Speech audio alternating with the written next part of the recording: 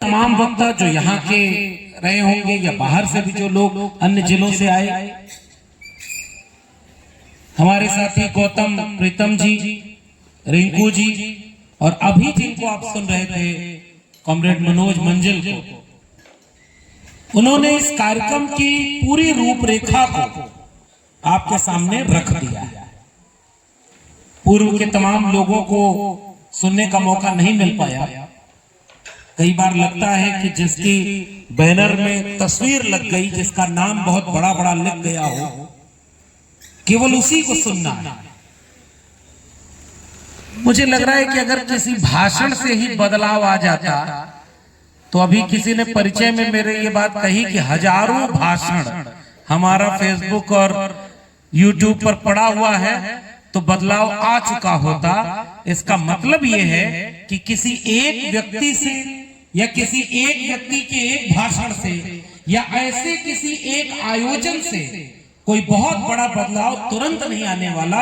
वो एक सतत प्रक्रिया है, संघर्ष की प्रक्रिया है, जिसमें सब मुट्ठी बांध करके अगर बोलेंगे, लड़ेंगे, तब जाकर के हम समाज में कोई स्थायी बदलाव ले आ पाएंगे। इसलिए अभी तो ये आगाज हुआ है। जो लोग नहीं बोल पाए, मुकम्मल तौर पर नहीं बोल पाए, इसका अर्थ यह नहीं है कि वो कम जानकार होंगे। हो सकता है कि वो हमसे जरूरी कोई बात कह देते, लेकिन ऐसे आयोजन की एक सीमा है। एक ही वक्त में एक जगह पर एक बात कहनी, जिसका मकसद यह है कि यह कार्यक्रम जब खत्म हो तो यहां से कुछ बातें निकले और उसे गांव-गांव पहुंचाया जाए, तभी ना इस कार्यक्रम की सार्थकता होगी। क्योंकि यहां तो सब जागरूक लोग आए हुए हैं। और ऐसे आयोजनों की एक और दिक्कत होती है, कन्विंस को ही हम कन्विंस करने के लिए भाषण दे रहे होते हैं।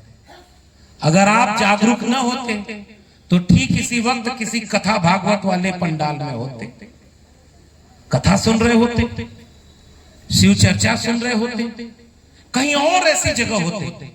आप जागरूक हैं, सजग हैं, इसलिए अपना जरूरी काम छोड़ करके कई घंटे से यहां बैठे हुए। और मुझे नहीं लगता कि आयोजकों के पास इतना पैसा रहा होगा कि मुफ्त में गाड़ियां लगवाई गई होंगी गांव-गांव और मुफ्त में आपको आना है और उसके बाद खाना है और जाते समय कुछ, ऐसा तो कुछ नहीं हुआ। आप अपने पैसे से, अपने मन से, अपने विचार के कार्यक्रम में शामिल हुए। इसलिए इस आयोजन का प्राथमिक मकसद ये नहीं है कि हम आपको कोई नई बात, हम आपको कोई नया तथ्य या हम आपको कोई ऐसी बात बताने वाले जो आपको पता ना, और या वो वक्ता लोग भी ऐसी कोई नई बात नहीं बोलने वाले और न मैं। ऐसे आयोजन का मेरे लिहाज से मकसद क्या होता है, जब विपरीत वक्त होता है, जब लगता है कि जिन ताकतों से हमारी लड़ाई है वो तो बहुत ताकतवर है, आज उनके पास सत्ता है, धन संपत्ति तो अकूत है, नोटबंदी का कितना फायदा हुआ देश को नहीं पता। नोटबंदी से अगर आतंकवाद खत्म होना था तो पिछले 10 से 11 साल में सरकार ने 2025 में मार्च में लिखित जवाब दिया है 2000 से ज्यादा तो आतंकवाद की ऐसी घटनाएं हुई हैं जिसमें 5-10 से ज्यादा लोग मारे गए हैं। नोटबंदी से आतंकवाद नहीं खत्म हुआ। इसका मतलब नोटबंदी का फायदा कहीं और गया। तो नोटबंदी का फायदा पूरे देश में जितने जिले नहीं है उससे ज्यादा अपना कार्यालय बनवाने में किया गया है। बेगूसराय में है कि नहीं उनका कार्यालय? बढ़िया होगा। अभी हम लोग जो मनोज मंजिल साहब जिस गेस्ट हाउस वहां पे रुके हुए थे सरकारी, वहां की हालत देखिएगा और जो उनका कार्यालय बना है उसकी हालत देख लीजिएगा, आपको समझ में आ जाएगा। सरकारी चीजों को बर्बाद करते जाओ और उनकी office 3 star 4 star 5 star hotel की तरफ बन गई है। और उनके राष्ट्रीय अध्यक्ष ने पिछले साल प्रेस कॉन्फ्रेंस करके बोला था कि लगभग 600, 650, 700 जिले होंगे और 700 से ज्यादा उनकी ऑफिस बन गई। तो उतना पैसा तो आपके पास है नहीं। ऐसे विपरीत वक्त में पैसे की ताकत से कैसे लड़ेंगे? जिस वक्त मीडिया को जनतंत्र, लोकतंत्र और जनता के पक्ष में खड़ा होकर उस सच के लिए लिखना, लड़ना और लोगों को सच दिखाना था, जिसे सत्ता दबाती हो, जिसे सत्ता छिपाती हो। आज वो मीडिया किसके दरबार में दरबारी बन गया, ये आप भी जानते हैं। टेलीविजन चैनल पर कोई आपके रोजमर्रा के जीवन का कोई विषय अगर प्राइम टाइम के डिबेट में आता हो तो हमको बताइए। क्या शिक्षा पर वहां कोई डिबेट होती है टेलीविजन पर? क्या रोजगार 45 साल 50 साल में सबसे ज्यादा नीचे रोजगार की दर है और बेरोजगारी सबसे चरम पर है? आपने डिबेट देखी है क्या? आपके देश में महंगाई इतनी बढ़ती है, बुनियादी मुद्दे जो रोज आपको प्रभावित करते हैं, उस पर टीवी आपके साथ नहीं खड़ा है, आपका अखबार आपके साथ नहीं खड़ा है, वो लोकतंत्र बचाने के लिए नहीं खड़ा है, वो उनके साथ खड़ा है जिनसे हमारी लड़ाई।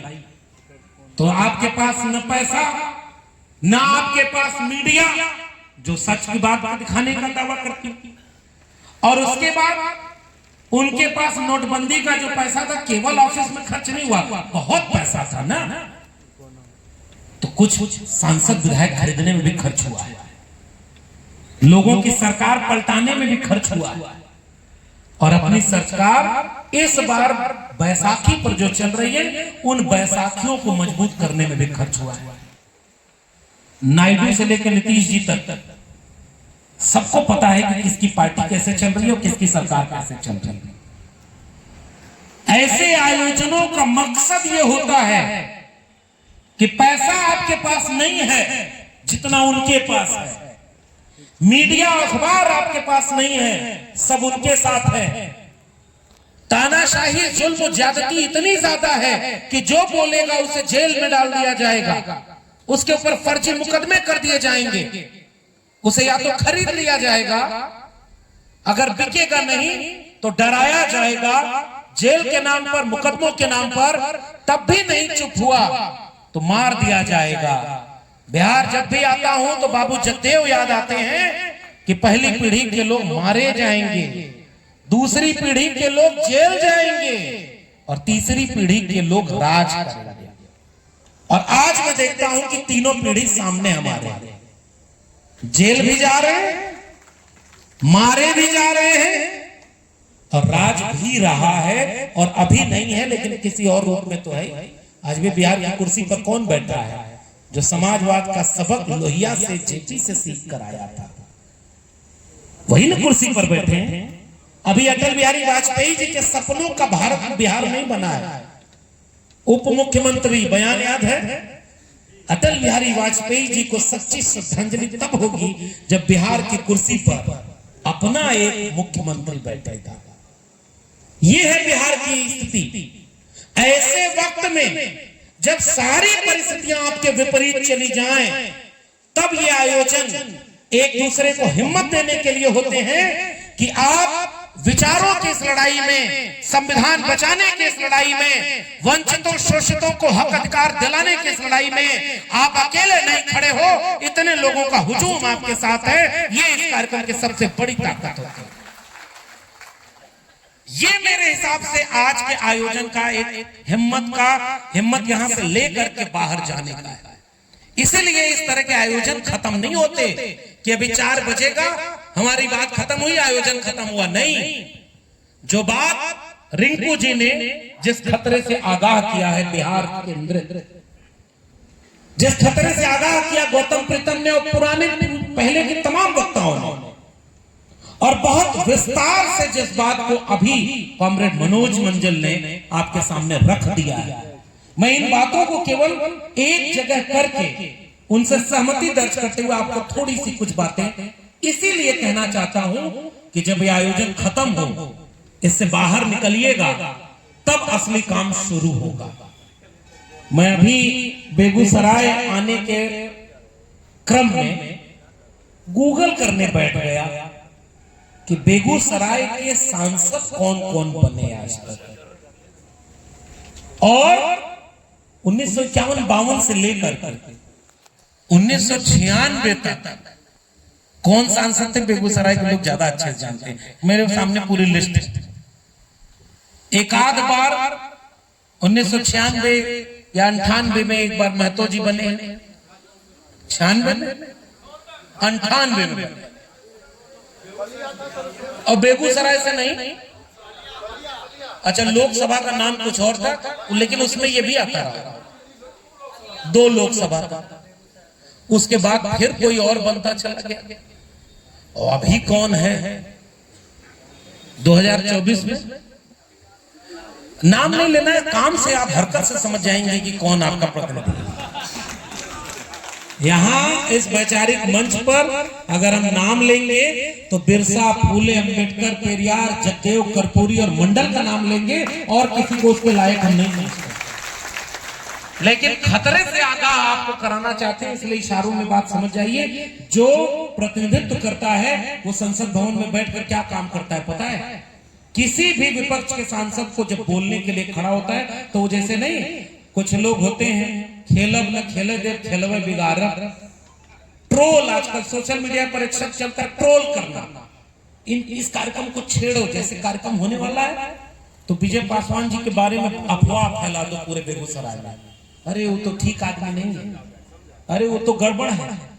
फिर आयोजन समिति के किसी दूसरे आदमी के बारे में कोई और झूठ फैला दो, फिर तीसरे आदमी के लिए कोई और कहानी, ताकि कार्यक्रम फेल हो जाए। ऐसा होता है कि नहीं होता है? और देखिए अनुभव बोल रहा है, हुआ भी हो, वरना हमें नहीं लगता कि बेगूसराय में इतने कम लोग इस विचारधारा से जुड़े हैं कि इतना बड़ा आयोजन हो और कुर्सी खाली रह जाए। कहीं तो गड़बड़ हो रहा है जो हमारी तरफ से हो रहा है। अब इस पूरे सभागार को उठा लीजिए, मंच पे 2-3 महिलाएं थी जो स्वागत करने आई, और सभागार में कितनी महिलाएं हैं? अब महिलाएं हैं ही नहीं, जितने पुरुष हैं वही अकेले क्रांति करने आए हैं। और महिला को घर छोड़ के आए, फिर आके कहेंगे कि घर में हमारी नहीं चलती है। आप वहां ले नहीं आए जहां पर विचार की बात होती थी, तो घर में आपकी कैसे चलेगी? क्योंकि क्रांति हम अकेले करना चाहते हैं। तो बिना महिलाओं के, या तो अब ये जिम्मेदारी आप निभाएं कि यहाँ से निकले, तो आप उस तरह से महिलाओं को जागरूक करें, जिसके लिए एक बड़ा अलग तरह का नारा जगदेव बाबू ने दिया था। अब की सावन भादो में, अब अपने बिहार के लोग पूरा नारा जानते हैं, तो मैं पूरा नारा नहीं बोल रहा हूं अलग वजह से, लेकिन आपको समझ में आ गया होगा। तो जो कामगार महिलाएं हैं, वंचित शोषित घरों की महिलाएं हैं, वो इस तरह के आयोजनों में क्यों नहीं होती और वो आपके मंच के वक्ताओं में क्यों नहीं होती? ये भी तो हमें सोचना होगा। केवल पुरुष लड़ेंगे। अब दूसरा सवाल, इस जगह पर जितने लोग बैठे हैं, औसत उम्र निकाल लीजिए तो 50 साल के आसपास जाएगी। तो नौजवान कहां है? जितने नौजवान इस परिसर में होने चाहिए उतने नहीं है। ये तो वो लोग बहुसंख्यक हैं जिनको कर्पूरी ठाकुर की कुर्बानी और कर्पूरी ठाकुर का संघर्ष याद है। उन्होंने देखा है वो बिहार कि रास्ते पर चलने के पहले, किन रास्तों से चलने के पहले चप्पल उतार करके चलना पड़ता था। जिनको पता है उस बिहार के बारे में कि जहां वोट डालने के लिए, कल हमारा एक आयोजन है मियापुर में, और मियापुर के आयोजन को आप बैठिए ना, सुनिए, आप बैठिए।